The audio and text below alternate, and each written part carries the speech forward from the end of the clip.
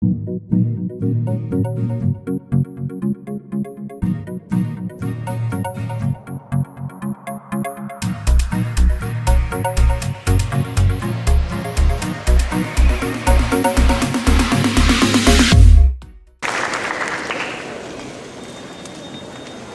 muy buenas noches con todos ustedes. Ante todo, mi mayor agradecimiento a los organizadores por esta invitación a mi persona. Con mi estimado amigo Julio Durán, que está en la mesa en este momento acompañándome, han hecho una fusión, me han convertido en Julio Beltrán. Siempre me cambian de nombre, mi nombre es Jorge Beltrán. Y yo le estaba diciendo a Julio cómo era él se rejuvenece, yo envejezco. Entonces ahí hay un pacto por ahí que tengo que cumplir. Señores, me han invitado para hablar sobre la responsabilidad civil derivada de los negocios jurídicos nulos. Así que espero ser lo más claro posible con todos ustedes y ante todo el poder desarrollar esta disertación teniendo en cuenta alguna casuística. Bien, así que permítanme sacar este micrófono. Ya los que me conocen, me veo acá, muchos de mis exalumnos saben que yo he hecho teatro y bueno, estoy en un lugar sacro, estoy en una iglesia, así que en pocas ocasiones me puedo incluir yo en una iglesia. Por tanto, voy a tratar de hablar cual sermón. Primer punto, vamos a partir de unos ejemplos. Bien, lo primero, me ofrecen a mí en venta un determinado producto, ya que vamos a hacer una función con consumidor, ¿no? Un determinado producto. ¿Cuál? Unas joyas, aparentemente joyas de oro. ¿Bien? Entonces, yo adquiero estas joyas de oro para regalárselas pues a mi madre. Obviamente, yo no soy un conocedor de joyas de oro y finalmente digo, bueno, brillan, son doradas, me agradan, me han dicho que es oro, lo compro. Y al final de cuentas, cuando las llevo para que las pesen y las graben, digo, cuidado, que son joyas de oro. Oiga, señor, esto no es oro, esto es Goldfield, como le dicen, ¿no? Esta fantasía que viene de Rusia, ¿no? Y que parece mucho al oro. Lamento decirle que no hay nada. Yo, mis joyas en mis manos, timado, engañado, frustrado. Bueno, igual le regalo a mi madre las joyas y le digo, anécdota, no son de oro, me hicieron creer que eran. Pero las madres siempre reciben todo lo que los hijos le dan. Y va a decir, esto es oro para mí, ¿no? Segundo escenario, ¿no? Segundo escenario. Y esto lo conocí cuando estuve algún tiempo en Indecop. Una persona adquiere una faja reductora. No, ya sé que estoy subido de peso, no se refiere a mí, es una experiencia personal. Y se supone que esta faja reductora permitía el bajar de peso según determinado periodo de tiempo. Y era una faja, no solamente esas reductoras con shock eléctrico, que decían que te dejaban marcado el abdomen, terminado musculoso la persona, ¿no? Caso real, al final la persona no termina adelgazada, o no termina delgada, sino termina marcada, pero de quemaduras. Porque esa faja reductora finalmente lo que generaba eran unos shocks tan fuertes que quemaban. Y hubo un caso extremo, la piel se le pegó a la faja de la persona. Así cual película de terror, ¿no? Ya excesivamente reductora de piel. En ese escenario surge la pregunta, ¿qué puede hacer el sujeto si estamos en el supuesto de un acto o negocio jurídico inválido? ¿Por cuál causal? Por anulabilidad, sustentado en el tema del dolo. Porque estamos partiendo de la premisa que sujeto contratante ha sido engañado, ha sido inducido a error por parte del otro sujeto con quien contrata. Entonces la pregunta es, ¿solamente se podrá pretender la invalidez por anulabilidad o también es posible acumular la pretensión resarcitoria? ¿Se puede pedir un resarcimiento en este caso? Y si es posible pretender un resarcimiento, ¿en qué sistema sería? ¿En un sistema de responsabilidad civil por inejecución de obligaciones, mal llamado contractual por muchos? ¿O en un sistema de responsabilidad civil extracontractual? Porque la gran mayoría de personas piensa que solamente existen dos sistemas de responsabilidad civil denominados, entre comillas, no comparto el nombre, pero contractual y extracontractual. Y otros postulan la unificación de los sistemas de la responsabilidad civil. Bueno, dada la pregunta de nuestra conferencia, lo que tenemos nosotros que hacer es, en primer lugar, clarificar algunas nociones de negocio jurídico para luego entrar a las nociones de responsabilidad civil y terminar dando respuesta a nuestra pregunta. Bien, vayamos a la primera parte de nuestra disertación. Algunas reflexiones sobre el negocio jurídico. El negocio jurídico, para algunos llamado acto jurídico en virtud del artículo 140 del Código Civil peruano, es la expresión, es la noción que comparte este profesor, es la expresión de la autonomía privada de los sujetos. Entiéndase aquella que implica el ejercicio de dos libertades: la libertad de vinculación por la que el sujeto decide con quién se relaciona y la libertad de establecer las reglas del juego o de configuración interna que implica la regulación en el negocio jurídico. ¿Esto qué quiere decir? Lo que todos conocen normalmente con el nombre de libertad de contratar y libertad contractual. La primera, relacionada con la libertad para decidir con quién me vinculo, con quién contrato, y la segunda, relacionada con la libertad para regular el contrato. Ambas libertades consolidan la autonomía privada y por tanto el negocio jurídico es un acto de autonomía privada. Nota a pie de página. Número 1. Nosotros no podemos afirmar la existencia de un negocio jurídico si no están ambas libertades presentes. Porque, por ejemplo, típica pregunta en las aulas universitarias: profesor, ¿el matrimonio es un negocio jurídico? Bueno, yo digo es un suicidio, no. El matrimonio obviamente no es un negocio jurídico. No es negocio jurídico porque si bien hay libertad para decidir con quién uno se casa, las reglas están predeterminadas por el sistema legal, lo cual determina un acto jurídico en sentido estricto, según la teoría del negocio jurídico. Volviendo a la conferencia. Entonces, nosotros, cuando hablamos de negocio jurídico, hacemos referencia al ejercicio de la autonomía privada y el segundo concepto que me estaba quedando en el aire, la cooperación humana. ¿Con qué propósito nos relacionamos? ¿Por qué celebramos negocios jurídicos? Porque buscamos la satisfacción de intereses. La cooperación humana no es otra cosa que el desarrollo de comportamientos en este contexto para la satisfacción de intereses. Esto quiere decir la valoración que un sujeto hace sobre las cualidades de un bien para satisfacer su necesidad. O sea, si yo soy el personaje del caso que quiere bajar de peso, que lo necesito obviamente,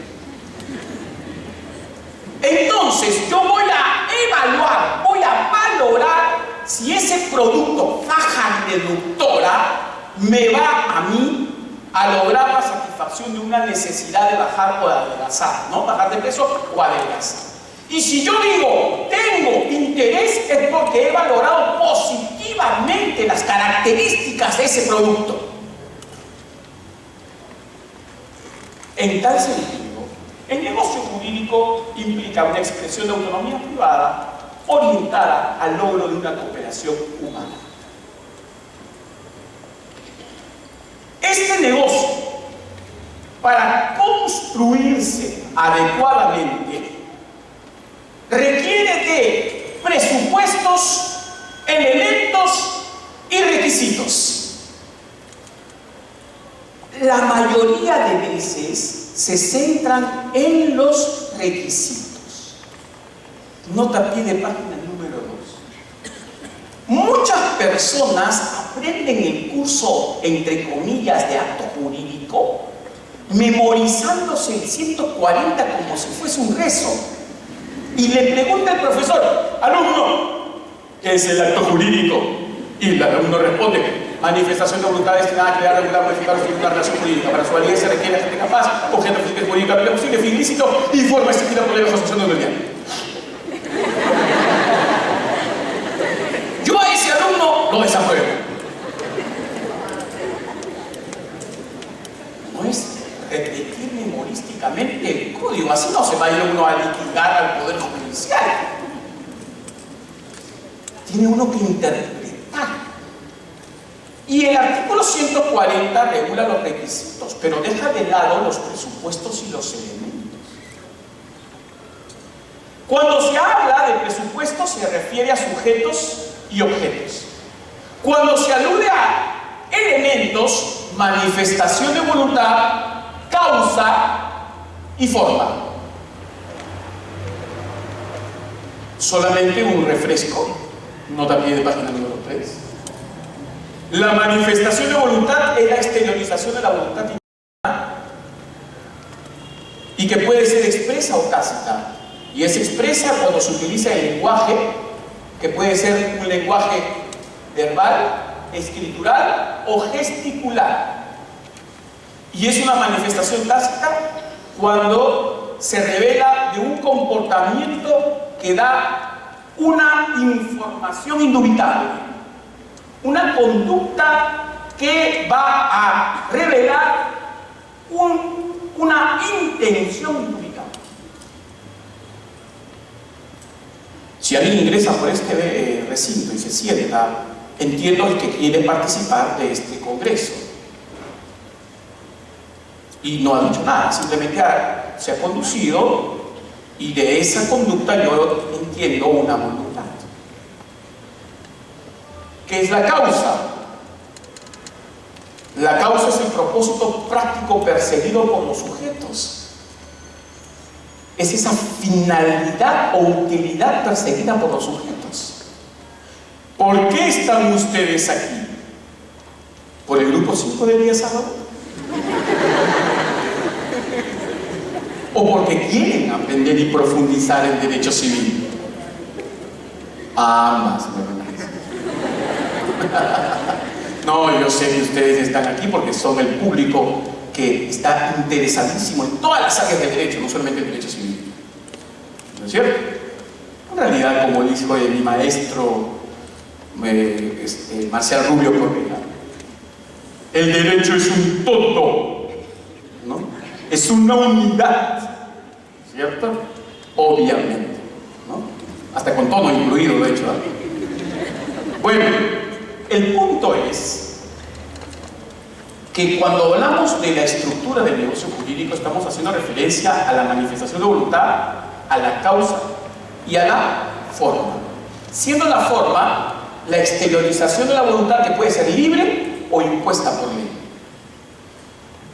Bueno, esta es simplemente una remembranza sobre lo que ustedes ya debieron haber aprendido en sus cursos.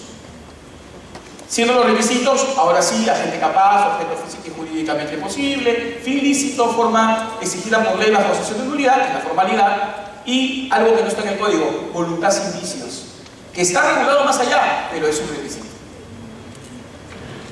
ahora como asesor de la Comisión de Reforma del Código Civil Peruano, que la hemos instalado el día de ayer, espero ya precisar algunos alcances del Código Civil en estos temas, ¿no? Bien.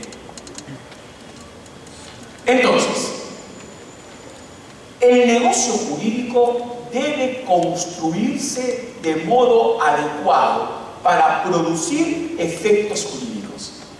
Pero existen distorsiones en la construcción del negocio jurídico.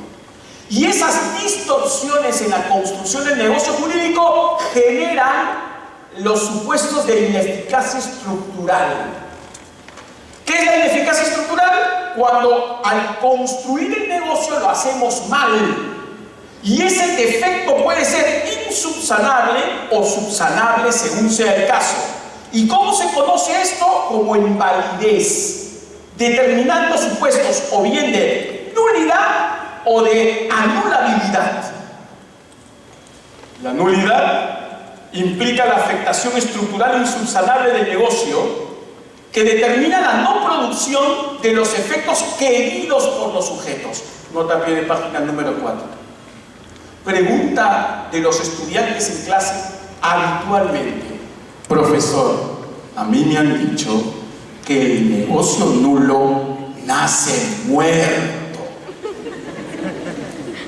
Y yo le respondo: aleluya. Señores, el negocio jurídico dice nace muerto porque algunos están creyendo que nacer muerto es no producir nada. Pero cuidado, hay negocios nulos que sí producen efectos jurídicos. O sea, es falso eso de que el negocio jurídico nunca va a producir efectos jurídicos. Mientras nadie pretenda la nulidad del negocio, créanme que ese negocio va a producir efectos. Y lo peor, el Código Civil establece un plazo de prescripción de 10 años para poder atacar los negocios nulos. Y la pregunta de siempre también es: ¿qué sucede después de los 10 años? Resucitó. Bueno, el tema es que por favor no vivan en esa ficción de que el acto nulo nunca produce efectos materiales. Sí los produce, pero los queridos por los sujetos en autonomía privada, no. Los buscados por los sujetos, no. ¿Que yo quiero contratarte a ti para que mates a mi profesor? No. No obstante, sea justo y necesario. El punto entonces es que los negocios nulos no producen los efectos deseados por los sujetos. Y no hay manera de subsanar por propia actuación de ellos esos efectos. Ese es el quid del asunto. Que los sujetos no podrían remediar el escenario. No obstante, en la doctrina, y especialmente traída de Alemania e Italia, existe lo que se conoce como la conversión del negocio jurídico. Nota bien de página número 6 o 5. Están atentos. 5. La conversión del negocio, ¿qué es? Es cuando, siendo nulo, la ley le lanza el salvavidas y la ley le dice: tú te vas a convertir en un negocio válido. Ejemplo, el caso del testamento cerrado. El testamento cerrado es aquel donde tiene que estar lacrado y se abre con ciertas formalidades. Si se abre sin las formalidades de ley, el testamento se convierte en nulo. Pero el propio Código Civil peruano dice que si dentro de ese testamento cerrado, abierto, contrario a ley, existe un testamento a puño y letra del causante, vale como hológrafo. Vale como hológrafo. La ley lo dice. ¿Ya? Bien, entonces esa es la nulidad. Cuando hay defectos estructurales Y los efectos estructurales muchas veces son provocados por los propios sujetos. No voy a decir siempre, voy a decir muchas veces son provocados por los propios sujetos, o sea, por conductas intencionales. Y en el caso de la anulabilidad, estamos ante situaciones donde hay un defecto estructural, pero este defecto estructural es subsanable. ¿Y quién puede subsanarlo? Los propios sujetos involucrados. Ellos pueden subsanarlo o remediarlo mediante la confirmación del negocio jurídico. Bien, ese es el capítulo del negocio jurídico, aspectos generales. Abramos la puerta al capítulo responsabilidad civil. Cuando hablamos de responsabilidad civil, lo primero que le viene a la mente a cada uno de ustedes es la idea del daño. O sea, por eso los queridos amigos argentinos le dicen a esto derecho de daños. Nota a pie de página número 6. No me agrada ese nombre. Porque derecho de daños, no sé, me suena, tengo derecho a dañarte. ¿Ya? ¿Te daño? Ahora, te rechazo. Me genera ese mismo miedo cuando se aprobó el SOAT. Y yo fui uno de los opositores del SOAT, ¿ah? Porque todos decían, hay que aprobar el SOAT porque cuando se atropella a una persona, siempre se dan a la fuga. Ahora con el SOAT no se van a dar la fuga. Interesante. Yo decía, ¿y eso va a solucionar el problema de que no haya atropellos? Vas a ver. ¿Qué ha generado ese tema? Práctica nacional, práctica que todos conocemos. Ahora atropellan y el que atropella baja y dice, no te preocupes, tengo SOAT. O sea, se siente con ánimos de atropellar. Y cuando no atropelló en el año se siente preocupado. Por gusto para eso. Entonces eso no es viable. Eso no puede ocurrir. No podemos generar ánimos perversos. Eso es lo que se conoce como ánimos perversos. O sea, la intención de generar daños. Eso no puede pasar en la responsabilidad civil. Bueno, volviendo al tema. La responsabilidad civil entonces busca cubrir, satisfacer los intereses perjudicados. Y para esto se cumplen ciertas funciones de la responsabilidad civil. La función más importante desde mi punto de vista es la función resarcitoria. ¿Qué viene a ser esta? También llamada por algunos compensatoria, traslado del costo del daño de quien es la víctima a quien es el responsable. O sea, cuando hay una víctima surge la pregunta, ¿y ahora quién podrá resarcirme? ¿No? Tú, el responsable del daño. Entonces se traslada el costo del daño. Función compensatoria. La segunda, la función de equivalencia.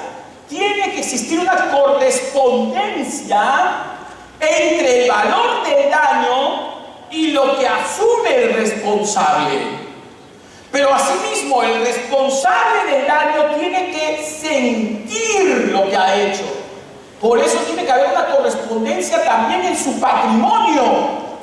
No puede ser, nota a pie, página número 7, no puede ser que en el Perú los resarcimientos sean tan insultantes. No. Hay que decirlo. A veces parece como mata 2, paga 1. 1000 soles, 500 soles. Ah, pero si la víctima es el Estado, 1 millón, 2 millones, 3 millones, 4 millones. Pero no puede ser. Un tema que sí me voy a preocupar en esta reforma del Código Civil es que hayan criterios claros para la cuantificación de los resarcimientos. Que tampoco es generar enriquecimientos, ¿ah? Ningún extremo es bueno. Esto es como la educación de los niños. Ni la sobreprotección ni la desprotección son buenas. Porque si tú resarces a las víctimas con millones de soles, también generas un ánimo perverso. La víctima le va a gustar dañarse. Y eso pasa en Estados Unidos, allá se llama damage hunters, los cazadores de daños. Y hasta los Simpsons, salió un momento que se iniciaba Los Simpsons, donde a Homero lo atropellaban y volaban por los cielos diciendo: ¡soy millonario! Y vean la película Una acción civil con John Travolta, para que se den cuenta cómo la gente busca dañarse. Entonces, ningún extremo es bueno. Lo justo. Función compensatoria de equivalencia, función punitiva. La función punitiva implica no solamente resarcir, sino desincentivar conductas dañosas. Desincentivar conductas dañosas, crear conciencia. Lamentablemente en nuestro país no aprendemos las lecciones y damos vueltas en la vida y volvemos a cometer lo mismo, porque no hay ese ánimo de generar desincentivos.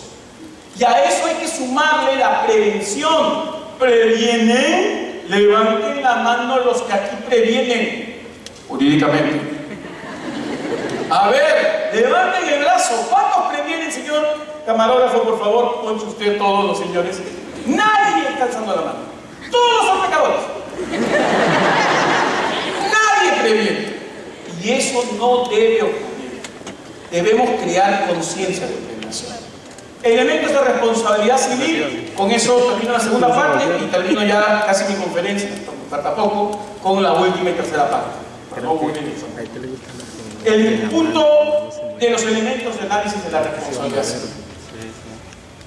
Cuando hablamos de los elementos de la responsabilidad civil, estamos haciendo referencia específicamente a 4: comportamiento dañoso, consecuencia dañosa, relación causal y criterio de imputación. El comportamiento dañoso es la conducta generadora de daños, que puede ser ilícita, abusiva o excesiva. La consecuencia dañosa es el resultado de la afectación de un interés. Y la afectación de un interés puede ser un interés económico o un interés moral. Y en el interés económico está el daño emergente y el lucro cesante. Y en el interés moral hay todo un debate. Algunos hablan solamente del daño moral, otros hacen referencia a la dicotomía daño a la persona y daño moral. La relación causal es el nexo existente entre el comportamiento dañoso y la consecuencia dañosa. Es decir, la razón por la que se le atribuye el costo del daño a un sujeto por haberlo ocasionado materialmente. Y el criterio de imputación, el cuarto y último elemento, es la razón de la atribución del daño. Culpa, descuido. Dolor, intención. Riesgo, peligro introducido. O garantía, responsabilidad por hechos de dependientes o de sujetos bajo nuestro cuidado. Entonces, ya tenemos el panorama de los negocios jurídicos, ya tenemos el panorama de la responsabilidad civil. ¿Cuántos sistemas de responsabilidad existen? Para mí, 7. Le aumenté uno, porque hasta hace poco decía 6. Lo digo, otra pie de página el número 8, lo digo, aunque la conferencia no escriba o no refiere a los sistemas de responsabilidad civil, son la responsabilidad civil precontractual. Es es decir, por negociaciones preliminares, artículo 1362 del Código Civil, cuando dice los contratos deben negociarse según las reglas de la buena fe y común intención de las partes. La responsabilidad civil contractual pura, que está referido a los daños que se producen durante la celebración del negocio jurídico o del contrato. Y casualmente estamos en el tema. Para mí, los casos de nulidad o anulabilidad que generan responsabilidad civil son situaciones de responsabilidad contractual pura, porque se dan en el mismo momento de la celebración del contrato. Artículo 1362 nuevamente dice: deben negociarse, celebrarse y ejecutarse según las reglas de la buena fe y común intención de las partes. Ya hablé de negociar, ahora he hablado de celebrar. La responsabilidad civil por actos jurídicos de representación, que es un sistema especial vinculados a los actos de apoderamiento. La 3. La responsabilidad civil postcontractual, que tiene que ver con el saneamiento y todos los actos posteriores a la ejecución del contrato. La responsabilidad civil por inejecución de obligaciones, mal llamado contractual por algunos, es el 5. La responsabilidad civil extracontractual es el 6. ¿Y cuál es el 7? La responsabilidad civil institucional, que tiene que ver con derecho de familia.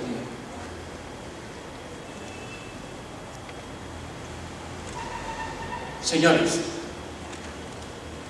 ahora sí voy a la última parte de mi disertación.